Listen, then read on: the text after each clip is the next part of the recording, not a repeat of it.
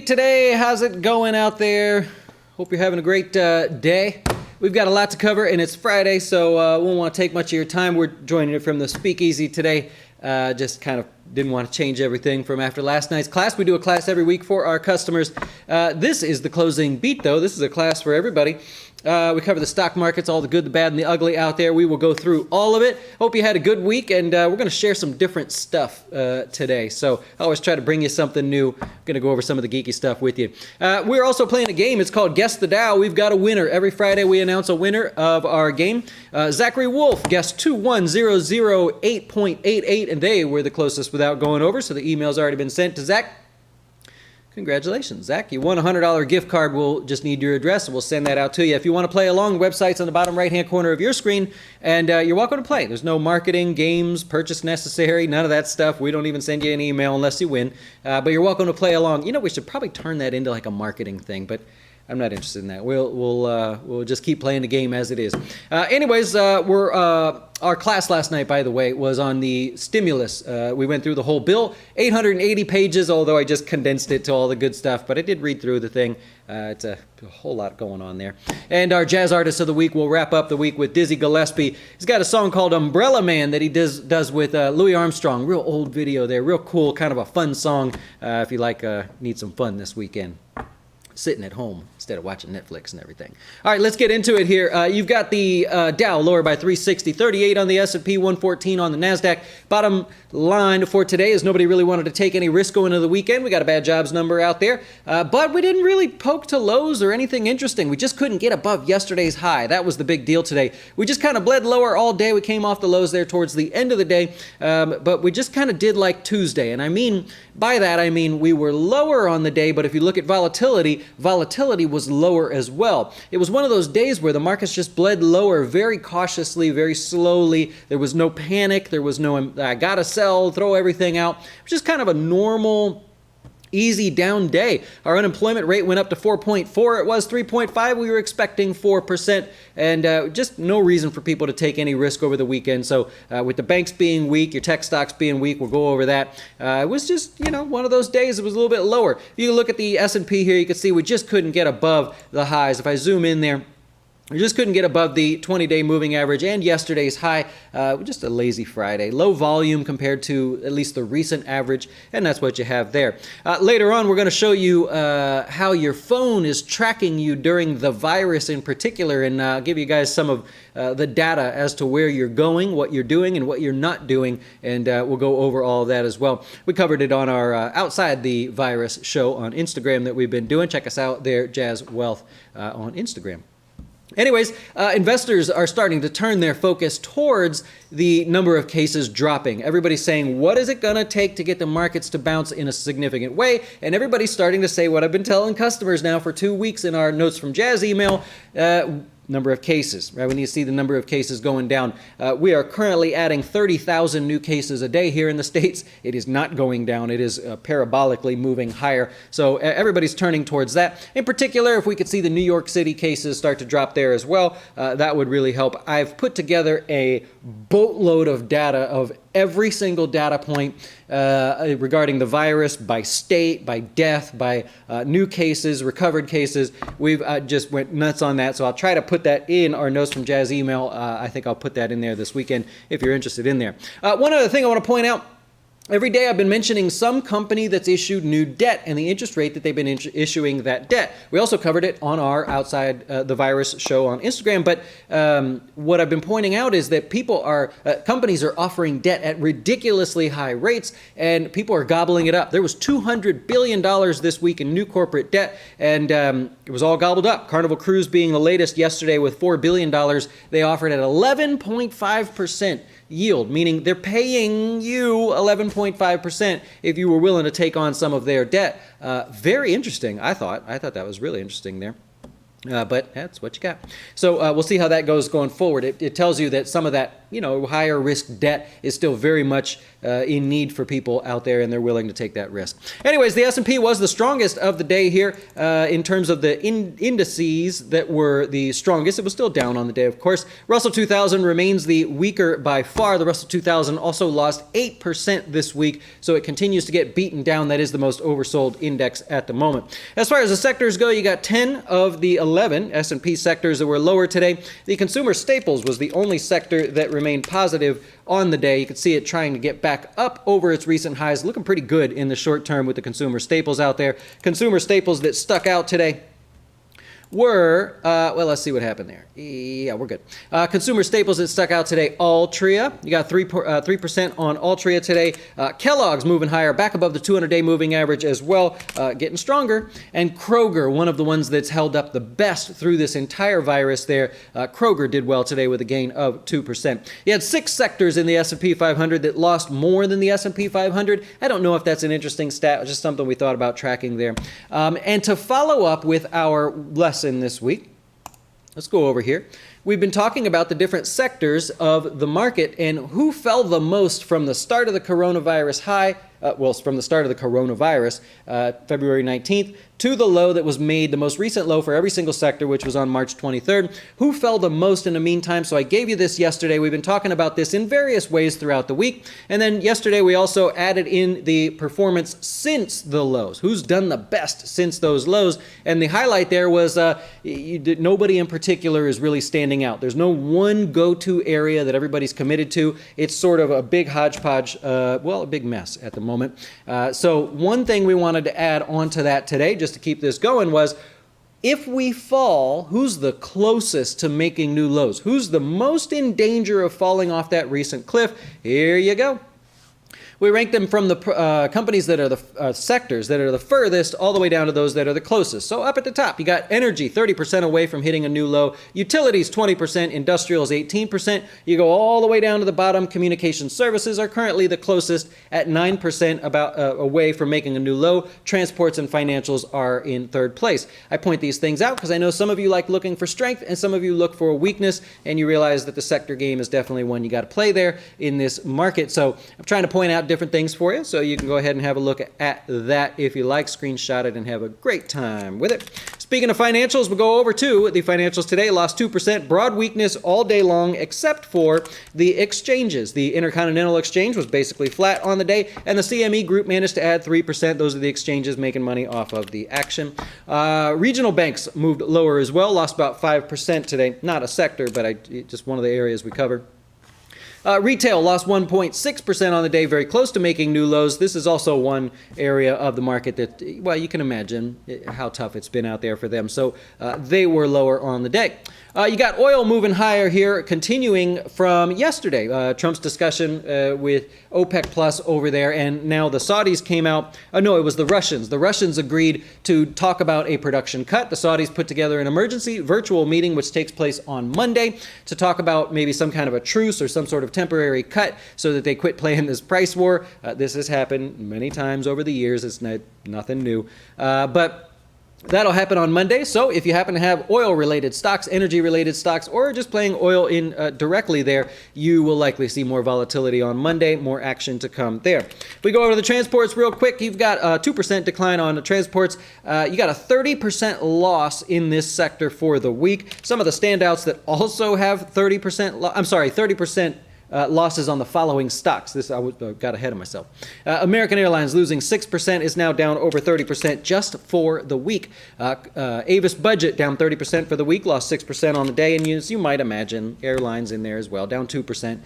For United Airlines, they lost 30% on the week as well. We mentioned consumer staples already and the 3 names that were looking good there. Let's go over a few stocks, then we'll get into some data to show you how your phones are tracking you there. MGM lower by 8% on the day. I found this interesting. It's not really news, but if you look at MGM, the CEO of MGM has bought another million shares at an average price of $11.94. This adds to his 500,000 shares that he bought at $11.33 last week. He also bought an additional 100,000 shares at the same $11.94 today as well. The CFO has bought 25,000 shares, paid $12 last week for those shares. These guys are no dummies. They recognize the discount. I'm not telling you to buy the stock, but these guys aren't selling their shares like old Jeff Bezos over there before everything fell apart. These guys are actually buying shares into this dip. So I thought that was kind of interesting. Live Nation moved lower today, although it closed well off of its lows. Concerts just being closed left and right. Canceled left and right. Limited Brands. These guys own Victoria's Secret for the moment. They also own Bed Bath & Beyond. I'm sorry, Bath and Body Works. I always get those confused.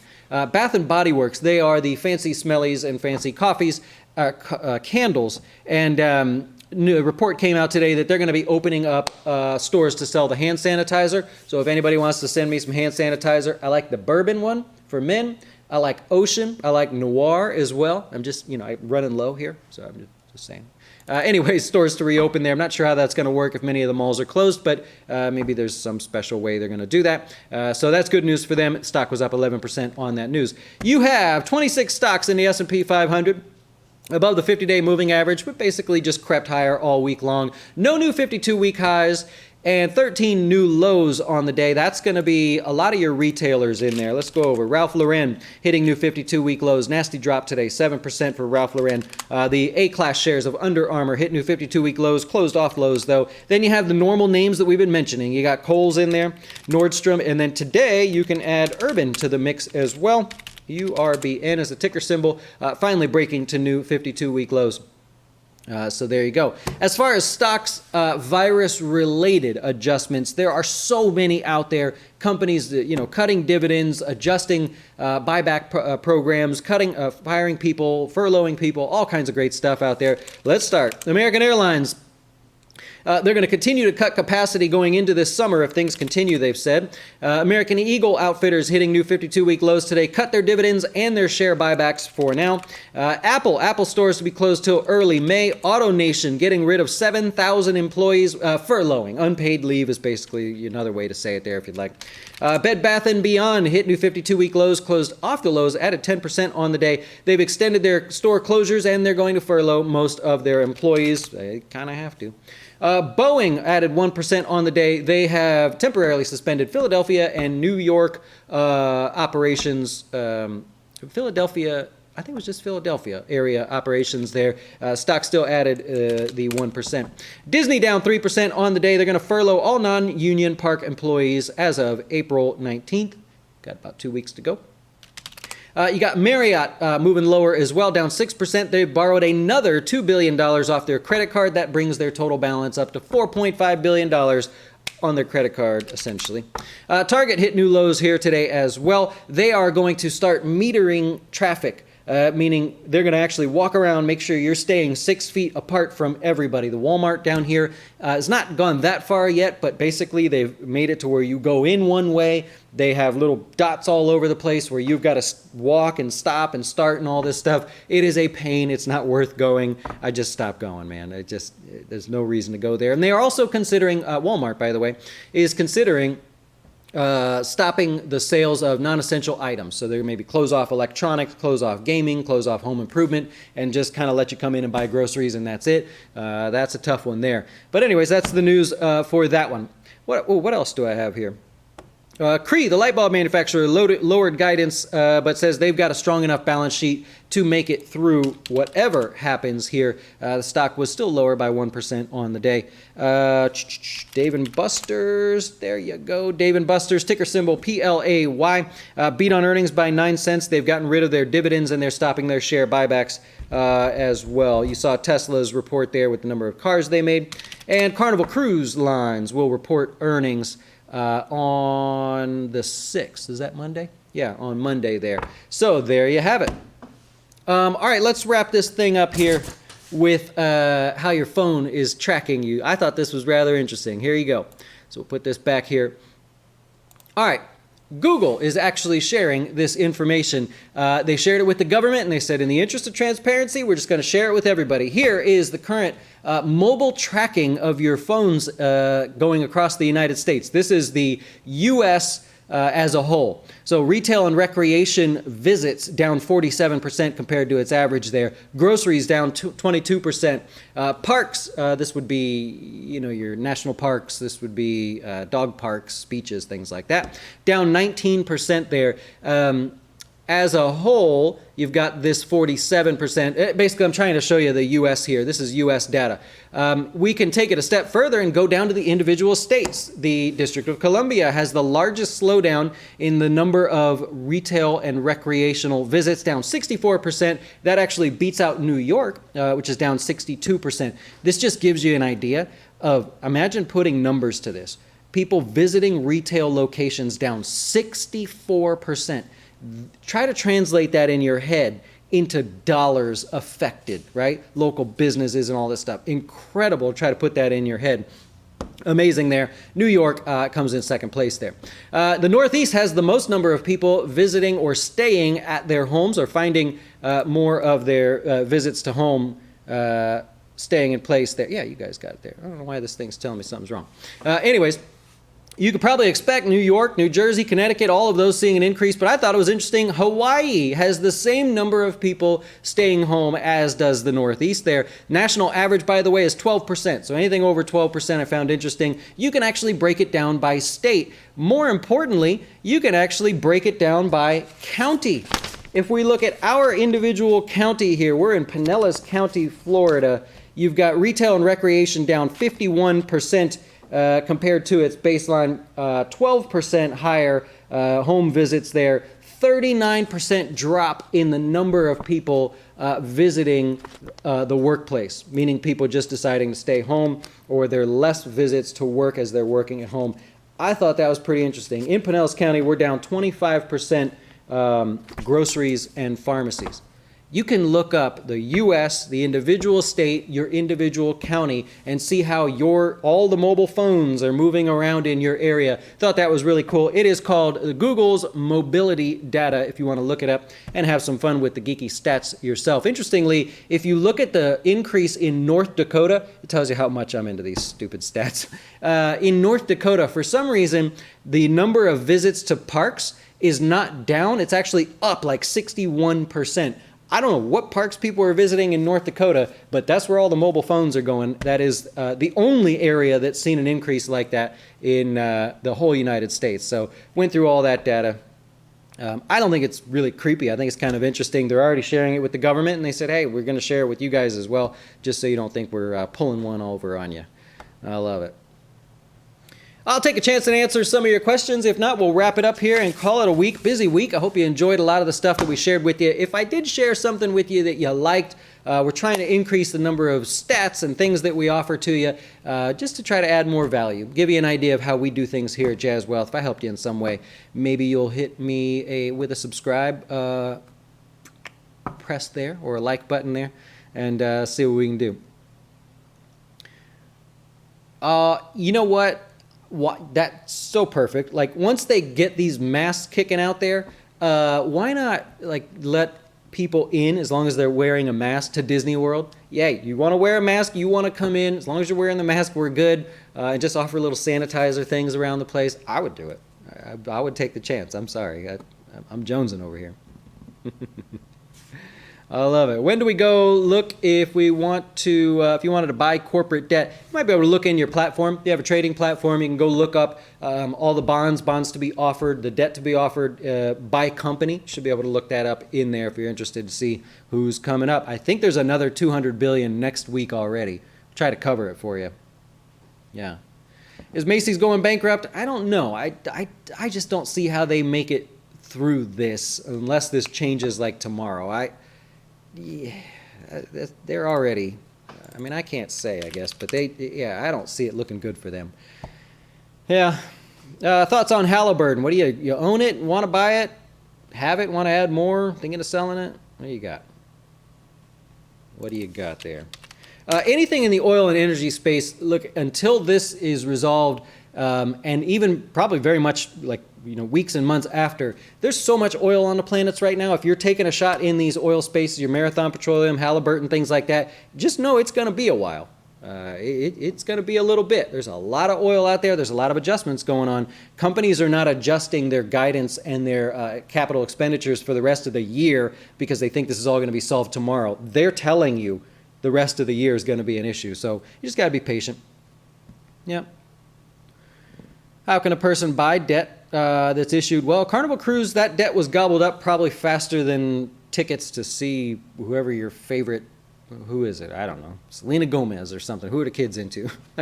But yeah, that was gobbled up quick. But you should be able to find it in a trading platform if you have one of the, maybe the top 5 there should be in there. Yep. You got it.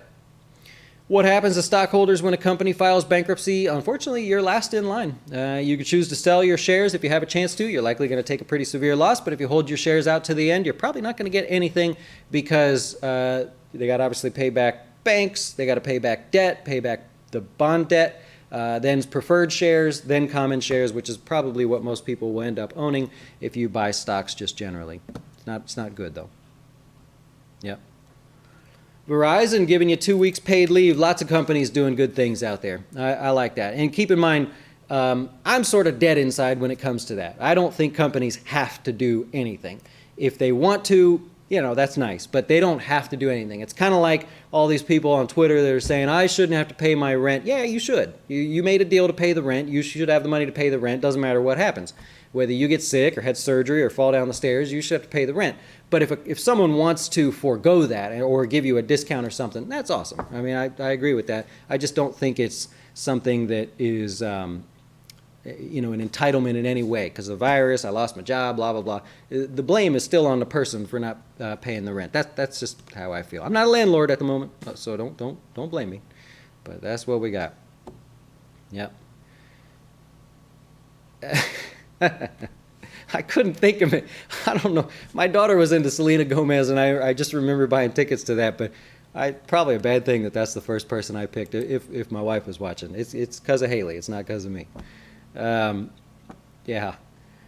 Does the market bottom before the cases decrease? Well, the market technically has bottomed at this point. We don't know if it's the ultimate bottom, but technically this is a bottom in the market. We made that on the 23rd. So cases decrease at any point before the markets fall below those lows, then yeah, you could say so. Yeah. You agree that government shouldn't force companies to give paid leave, but companies can choose. Yeah, I mean, it's cool. If you want to do that, Verizon apparently wanting to do that, that's a nice gesture. Disney paid them for a while. Starbucks the other day said they were going to pay employees whether they could come in or not. It's a nice gesture, right? Bonuses were going to get paid out to... I don't know. There's so many of them. I read so many different things, but that's a nice thing. I just don't think that a company becomes a bad company if they choose not to do it. Yeah, that's it. There you go. There you go. So you had a tenant, you gave them a break, a little third off. That's nice. I mean, to me, it's a nice gesture. Not something you have to do, but if you choose to, that's awesome. Way to help out there. All right, that's all I got for you. I will wrap this thing up before we start going down that rabbit hole. You guys have a great rest of your day. Of course, have a good weekend, and we'll see you again next week. If you would, hit the subscribe button. Check us out at jazzwealth.com, and I'll be back to do this all again next week. Enjoy. Hey, wait! Before you go watch one of our other great videos, have you had a chance to see our new Fin Tips videos? They focus on one topic at a time, covering investing, personal finance, and anything that can quickly help you with your dough. Best of all, we'll keep it real short, because we know time is money.